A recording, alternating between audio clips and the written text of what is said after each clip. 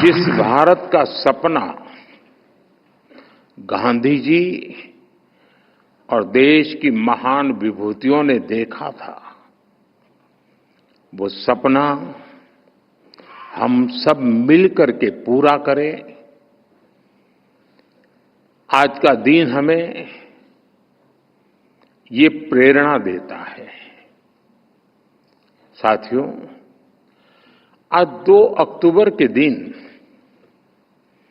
मैं कर्तव्य बोध से भी भरा हुआ हूं और उतना ही भावुक भी हूं। आज स्वच्छ भारत मिशन को, उसकी यात्रा को 10 साल के मुकाम पर हम पहुंच चुके हैं। स्वच्छ भारत मिशन की ये यात्रा करोड़ों भारतवासियों की अटूट प्रतिबद्धता का प्रतीक है। बीते 10 साल में कोटि-कोटि भारतीयों ने इस मिशन को अपनाया है, अपना मिशन बनाया है, इसे अपने जीवन का हिस्सा बनाया है। मेरे आज के 10 साल की इस यात्रा के पड़ाव पर मैं हर देशवासी, हमारे सफाई मित्र, हमारे धर्मगुरु, हमारे खिलाड़ी, हमारे सेलिब्रिटीज, एनजीओज, मीडिया के साथी, सभी की सराहना करता हूं, भूरी भूरी प्रशंसा करता हूं।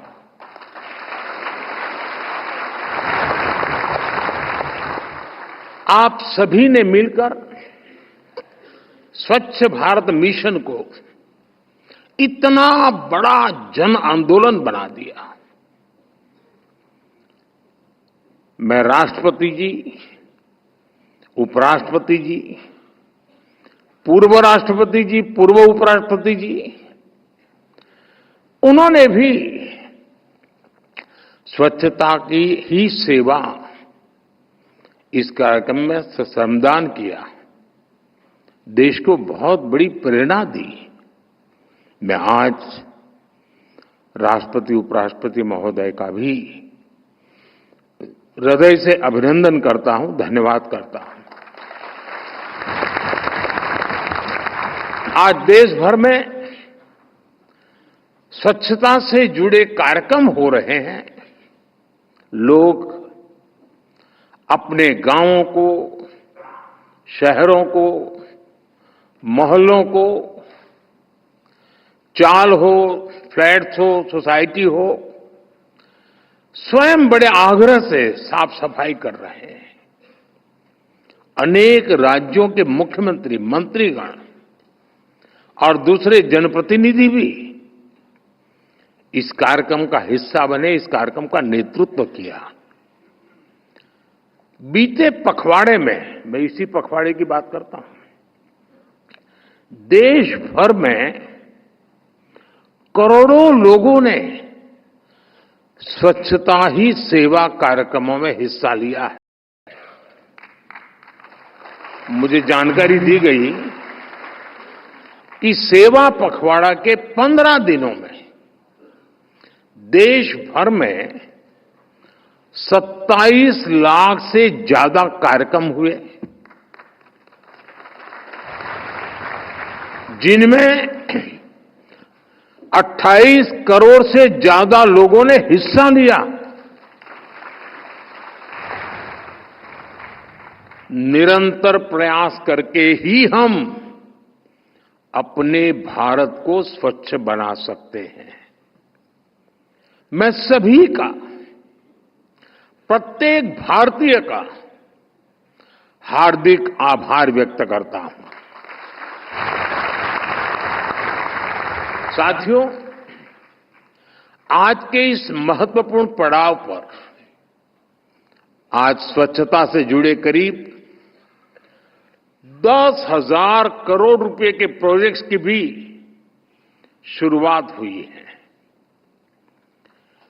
मिशन अमृत के तहत देश के अनेक शहरों में वाटर और सीवेज ट्रीटमेंट प्लांट बनाए जाएंगे। नमामि गंगे से जुड़ा काम हो या फिर कचरे से बायोगैस पैदा करने वाले गोवर्धन प्लांट, ये काम स्वच्छ भारत मिशन को एक नई ऊंचाई पर ले जाएगा और स्वच्छ भारत मिशन जितना सफल होगा उतना ही हमारा देश ज्यादा चमकेगा।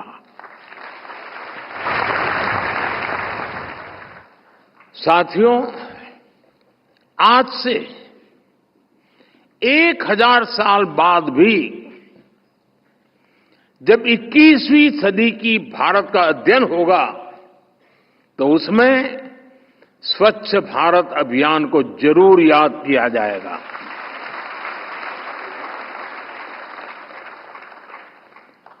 स्वच्छ भारत इस सदी में दुनिया का सबसे बड़ा और सबसे सफल जन भागीदारी वाला, जन नेतृत्व वाला जन आंदोलन है। इस मिशन ने मुझे जनता जनार्दन की, ईश्वर रूपी जनता जनार्दन की साक्षात ऊर्जा के भी दर्शन कराए हैं। मेरे लिए स्वच्छताए जनशक्ति के साक्षात्कार का पर्व बन गया है। आज मुझे कितना कुछ याद आ रहा है। जे अभियान शुरू हुआ, कैसे लाखों लाख लोग एक साथ सफाई करने के लिए निकल पड़ते थे। शादी ब्याह से लेकर सार्वजनिक कार्यक्रमों तक हर जगह स्वच्छता का ही संदेश छा गया। कहीं कोई बूढ़ी मां अपनी बकरियां बेचकर शौचालय बनाने की मुहिम से जुड़ी। किसी ने अपना मंगलसूत्र बेच दिया तो किसी ने शौचालय बनाने के लिए जमीन दान कर दी। कहीं किसी रिटायर्ड टीचर ने अपनी पेंशन दान दे दी तो कहीं किसी फौजी ने रिटायरमेंट के बाद मिले पैसे स्वच्छता के लिए समर्पित कर दिए।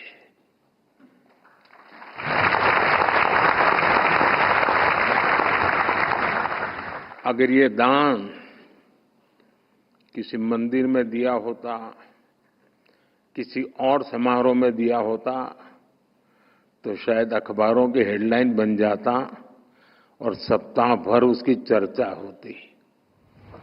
लेकिन देश को पता होना चाहिए कि जिनका चेहरा कभी टीवी पे चमका नहीं है, जिनका नाम अखबारों की सुर्खियों पर कभी छपा नहीं है, ऐसे लक्षावधि लोगों ने कुछ न कुछ दान करके, चाहे वो समय का दान हो या संपत्ति का दान हो, इस आंदोलन को एक नई ताकत दी है, ऊर्जा दी है और ये मेरे देश के उस चरित्र का परिचय करवाता है।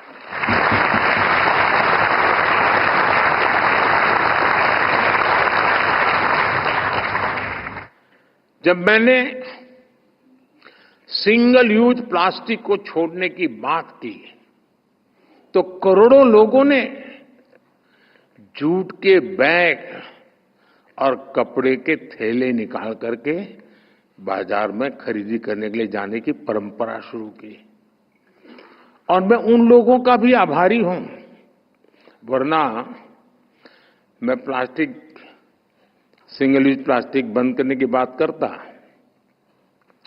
तो हो सकता था प्लास्टिक इंडस्ट्री वाले आंदोलन करते, भूख हड़ताल पे बैठते, नहीं बैठे। उन्होंने सहयोग किया, आर्थिक नुकसान भोगा। और मैं उन राजनीतिक दलों का भी आभार व्यक्त करता हूं जो भी शायद निकल पड़ते कि देखिए मोदी ने सिंगल यूज प्लास्टिक भर के हजारों लोगों का रोजगार खत्म कर दिया, पता नहीं क्या क्या कर देते। मैं उनको भी आभार मानता हूं कि उनका इस बात पर ध्यान नहीं गया। हो सकता है इसके बाद चला जाए। साथियों, इस आंदोलन में हमारा फिल्म जगत भी पीछे नहीं रहा। कमर्शियल हित के बजाय फिल्म जगत ने स्वच्छता के संदेश को जनता तक पहुंचाने के लिए फिल्में बनाई इन 10 सालों में। और मुझे तो लगता है कि ये विषय को एक बार करने का नहीं है, ये पीढ़ी दर पीढ़ी हर पल हर दिन करने का काम है। और ये जब मैं कहता हूं तो मैं इसको जीता हूं।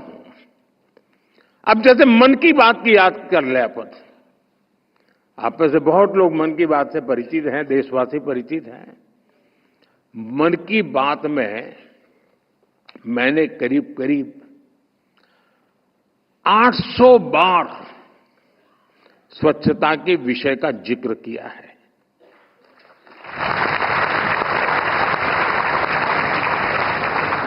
लोग लाखों की संख्या में चिट्ठियां भेजते हैं, लोग स्वच्छता के प्रयासों को सामने लाते रहे।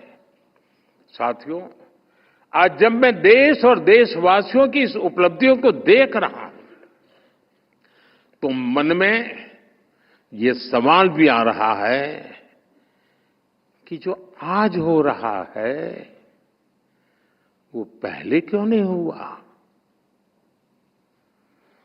स्वच्छता का रास्ता तो महात्मा गांधी जी ने हमने आजादी के आंदोलन में ही दिखाया था, दिखाया भी था, सिखाया भी था। फिर ऐसा क्या हुआ कि आजादी के बाद स्वच्छता पर बिल्कुल ध्यान ही नहीं दिया गया। जिन लोगों ने सालों साल गांधी जी के नाम पर सत्ता के रास्ते ढूंढे, गांधी जी के नाम पर वोट बटोरे, उन्होंने गांधी जी के प्रिय विषय को भुला दिया। उन्होंने गंदगी को, शौचालय के अभाव को देश की समस्या माना ही नहीं। ऐसा लग रहा है जैसे उन्होंने गंदगी को ही जिंदगी मान लिया। नतीजा ये हुआ कि मजबूरी में लोग गंदगी में ही रहने लगे। गंदगी रूटीन लाइफ का हिस्सा बन गई। समाज जीवन में इसकी चर्चा तक होनी बंद हो गई। इसलिए जब मैंने लाल किले की प्राचीर से इस विषय को उठाया तो देश में जैसे तूफान खड़ा हो गया। कुछ लोगों ने तो मुझे ताना दिया कि शौचालय और साफ सफाई की बात करना भारत के प्रधानमंत्री का काम नहीं है।